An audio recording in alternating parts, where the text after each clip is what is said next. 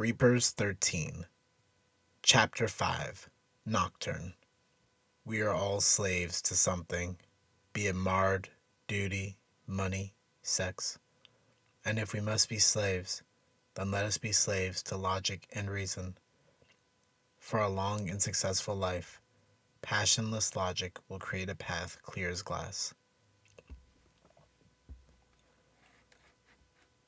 I began slowly walking towards Cassandra without a word. She looked different than I remember. Her movements were sloppy and mind unfocused. Where was the girl I taught so long ago? So there's a price on my head now? Cassandra called out in the alleyway. You know they're just using you, right? Of course they are. The world is full of masters and tools, I reminded her. I paused only a few paces away. Taking any more steps would scare her into erratic action. I needed her collected and predictable. Cassandra took her scythe from her back and held the blade down in a defensive position. Good. In return, I unsheathed a small dagger from my waist and bent my knees in preparation for battle. What did they offer you in exchange for my life? So many questions. More money, of course. They tried to offer the serum, but I didn't want it.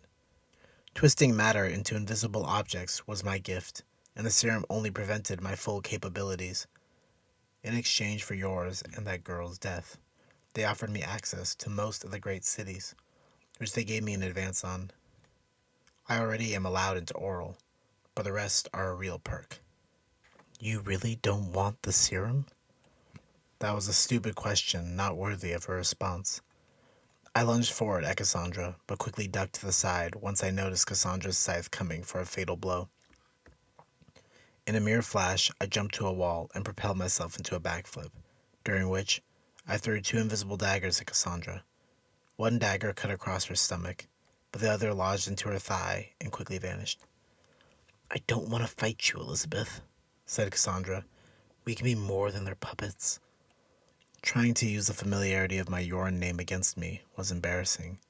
I pulled out a revolver and fired 3 silent and rapid shots as my retort. Cassandra dodged them and swept her scythe low. I dodged, then high, in one smooth and continuous motion. Impressive.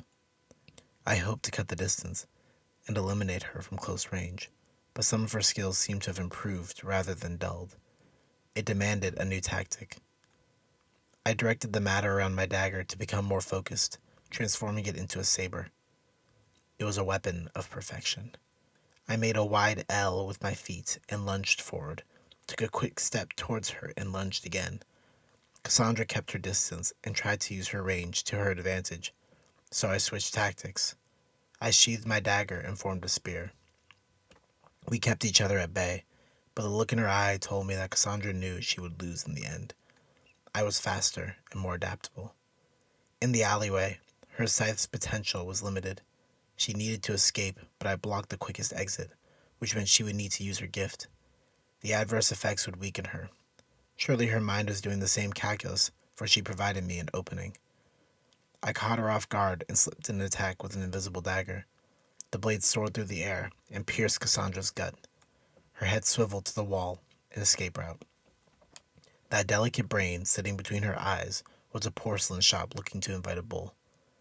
Without any indication, she jumped through the nearest wall and vanished like a ghost. I always found that to be the most irritable trait of her gift. When she made her body intangible, not a single trace showed in the air. A special eye might be able to make out a glimmer of my invisible arsenal. With a sharp enough eye, they could even make it out to be something akin to glass. But with her intangibility, she simply was touchable in some instances and untouchable in others. I followed, of course, taking her out far more acceptable. With my gift, I created a grapple hook and pulled myself to the rooftop of the storage facility. The air was cool, and city noises down to a death-like quiet usually only found in the aftermath of a battle. It was the way things should always be. Hunting became much easier when the steps of prey echoed. Cassandra barely even tried to conceal her footsteps. Poor woman's mind was probably betraying her. She ran up Flow Street thinking I couldn't keep up, but the chase I enjoyed the most. and in the distance, I saw a great hunting dog. A giant centipede-like creature traversed the rooftops of the city, moving away from our position. I took out my rifle and aimed. Normally, I chose not to use real ammo, but this time, I wanted the creature to hear me. My shot cracked through the night and struck the creature on its armored torso, barely breaking flesh, but it seemed to catch its attention. It reared its head back towards me and twisted around the tenement building to come my way. Cassandra tried to spot me 2 blocks down. I aimed and fired a silent shot. The invisible bullet pierced the air and found a home deep in Cassandra's stomach. She doubled over in pain. Taking the opportunity, I fired another silent bullet, but this time, Cassandra rolled to the side and dodged it. Her reflexes were impressive as ever. I took another shot, but aimed for a lantern, watching it crash into the cobblestone streets. That seemed to get the bug's attention. It narrowed its eyes and focused on the only person in clear view, Cassandra. My former student continued down the street, running through the building to reach an alleyway on the other side. The creature gained speed on her, and I right behind it, keeping to the shadows so as not to draw any attention. The alleyways were dark and fraught with smells and smoke, from the homeless burning fires and trash cans, and from steam powering the various machines around the city. She came to a fork in the alley, making a decision on the correct path. The beast closed in on her. I kept on the rooftops, waiting to hear the results of the battle. Gunshots echoed across the streets, along with the scraping of her scythe against the brick houses. The creature cried out horrid screeches of pain. It was losing the fight, but that meant little to me. I only needed it to manage a hit or lose some of its acidic blood on her. A few weak cries told me the creature had died. Peeking over the rooftops, I made out a few bits and pieces of the creature's remains between the steams. Cassandra looked tired, but not injured. Oh well. She moved on, as did I. My prey traveled smoothly through the alleyways, darting between clouds of smoke and narrow corridors of grime.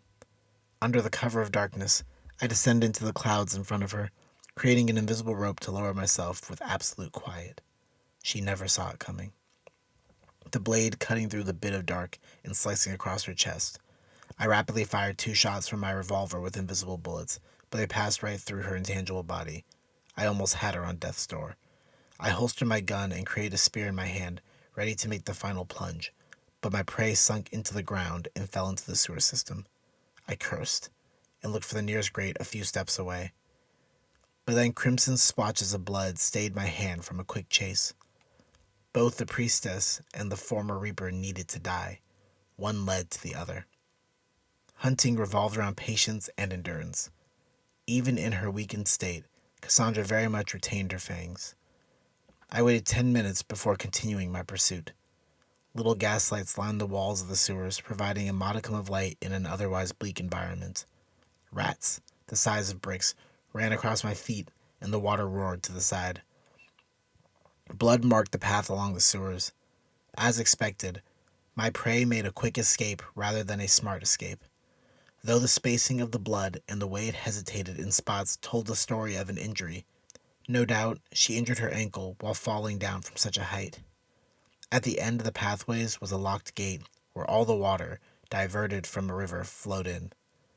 Lacking the gift to move through objects, I bashed the lock with an invisible hammer. Eventually I came across a small bridge with a river flowing underneath. A large pool of blood, still fresh, stained the wooden panels. It looked to me as though Cassandra briefly collapsed. Regenerative capabilities of our ilk increased with rest. Even if only a few minutes passed, her wounds recovered enough to leave only a small blood trail after. It would take more time to follow, but on dirt roads and grassy banks, tracking became far easier than compared to the cobblestone streets of a city. Suddenly, broken twigs, depressed bits of grass, and mud in the wrong places all guided me toward the right direction. Crossing the bridge, following the river south, and rounding a bend through some trees took me to a farm. A barn stood tall out in open pastures against the moon, casting a long shadow towards me, and a little ways away from that stood a small 2-story house where the farmer lived. A single horse was tied to a post outside the barn, quietly nibbling from a trough. It was all too easy. Only for a moment did I consider the possibility of a trap. The thought that Cassandra brought me here using her blood trail so that I would be caught off guard bounced around my mind. She was no idiot, but I felt the urgency by which she left said perhaps there was no time to lay a trap. Every moment made was sloppy or desperate. I was the spider laying the fine web to capture my prey, and she the innocent fly, unprepared for such an encounter. But in the event there was a trap, I decided to bide my time and wait for a while. Maybe an hour would be enough for a false sense of security to set in. I could use the time to scope out the rest of the farm and ensure those two were holed up inside. After a thorough inspection of the area, I knew for certain my two targets were hiding inside the barn house. I approached cautiously, looking for a method of entry. The only clear entrance was a window 2 stories up. A murmur came from within. "Wake up," the priestess whispered from inside. "Someone is here." She heard me, or maybe she cast a spell. Either way, I was found out. "What time is it?" Cassandra asked. "11:30. Where's the danger?" "I hear something outside," she said. I heard very soft movements from within, but not enough to determine action. They either were prepared or not. I tossed an invisible hook to attach the roof, and then shortened the length of the rope to drag me upwards to the window like a spider spinning its thread. I looked down through the window and waved at my audience of 2, standing at the ready for a fight. Effortlessly lockpicking the window, I flipped down to the barn floor. "What did I tell you about blood trails?" I asked. "Never leave them," Cassandra replied. "And yet I find you exactly where the trail led, with no trap in sight. I must say I'm disappointed." I gauged my surroundings. Nothing seemed out of place. "We outnumber you, though." "We've killed many of her kind before," I reminded. "Animal pens on either side, with walls a little over 8 feet, an enforcer, devotion unknown, with a revolver, and an injured ex-reaper with a scythe in a space somewhat wide enough for swinging. Even 2 against 1, I think I hold the upper hand." I pulled out a revolver and readied myself for combat. The priestess whispered a spell, producing a glowing yellow bow. She brought 2 fingers to her bow and pulled back against the string, where suddenly a golden arrow appeared to break the darkness. Splitting her 2 fingers turned the arrows into 2. She fired and watched the golden arrows soar through the air, but their trajectories were obvious and easily evaded. The battle was on. With more space, Cassandra unleashed the true potential of her weapon.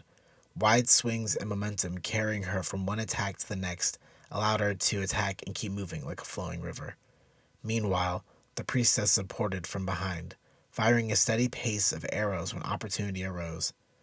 Though, even with the group effort, I could hold my own just fine. Quick on my feet, I spun through the air with grace and used the surrounding stables and pillars to maneuver myself. I swung from one pillar, landing on a stable before returning across a thin railing, only to flip behind Cassandra and shoot an invisible bullet with my revolver. The bullet pierced a hole in her back, sending her jumping to cover and dodging 2 more quick-fire shots. Killing a reaper took far more effort than it should. 2 more arrows came streaking by. I caught sight in time to dodge and only sustained glancing blows. They had me sandwiched between them, though I was still in relative safety. A half-step back avoided a swing from Cassandra's scythe, and a backflip kick lowered the priestess's arm while keeping me facing my fellow reaper.